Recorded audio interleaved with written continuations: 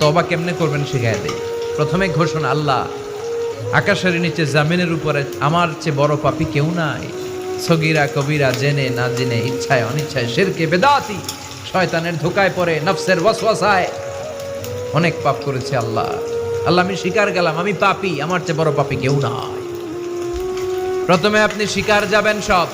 2 নম্বরের রিপেন্টেন্স আর নাদামা, অনুতপ্ত হবেন, চোখের পানি ছাড়বেন, অনুতপ্ত হবেন, লজ্জিত হবেন। চোখের পানির দৃশ্য দেখে আল্লাহর বড্ড ভালো লাগে, সুবহানাল্লাহ পড়েন।